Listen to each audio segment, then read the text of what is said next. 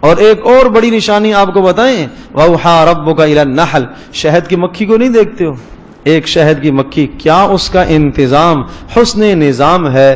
سب سے زیادہ انسانوں کے انتظام کے اعتبار سے انسانوں کے قریب جو جانور ہے وہ شہد کی مکھی. جس طرح سے انسانوں کا انتظام ہے اسی طرح سے ان کا انتظام ہے. ایک ان کا ایک بادشاہ ہے، بادشاہ ان کا ہوتا ہے، اور اس کی باقی ساری اس کی رعایا ہوتی ہے، اور جہاں وہ ان کی ملکہ ان کو حکم دیتی ہے وہ وہاں ہی جا کے بیٹھتی ہیں، اور وہاں ہی وہ چھتے بناتی ہیں، اور وہاں ہی وہ شہد پھر نکالتی ہیں. اور پھر ارشاد فرمایا یہ اللہ پاک کا اسے حکم ہوتا ہے، ثم کلی من کل الثمرات فاسلکی سبل ربک ذللا، قسم قسم کے وہ پھلوں سے وہ رس چوستی ہے، چوس کے وہ شہد پیدا کرتی ہے، شہد بناتی.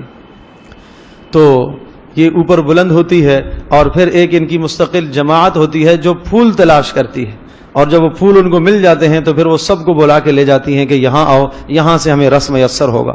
پھر چھتے پر ایک مستقل جماعت ان کی اس کام کے لیے انتظام پر معمور ہوتی ہے کہ ہر آنے والے کا رس جو عرق لے کے آیا ہے وہ چیک کیا جاتا ہے کہ اس میں کوئی غلط چیز تو نہیں ہے، کسی زہریلے پودے پر تو نہیں بیٹھ کے آئی ہے، اور اگر زہریلے پودے سے اٹھا کے لاتی ہے، رس چوس کے لاتی ہے تو اس کی سزا ان کے یہاں سزائے موت ہے، فوری اس کو قتل کر دیتے.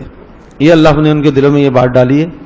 اور پھر ایک ان کی جماعت ہوتی ہے جو انڈوں کی نگہداشت کر رہی ہوتی ہے، ایک جماعت ہوتی ہے جو بچوں کی نگہداشت کر رہی ہوتی ہے.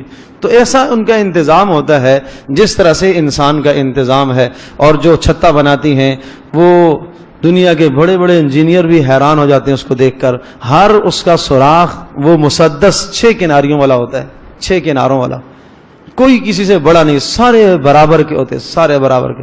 کوئی پیمائش کی ان کے پاس کوئی حساب نہیں ہے، اللہ کا نظام ہے، اللہ نے ان کے دماغ میں یہ بات ڈالی ہوئی ہے، وہ اس کام پر مامور ہے، اس کا کام ہے یہی.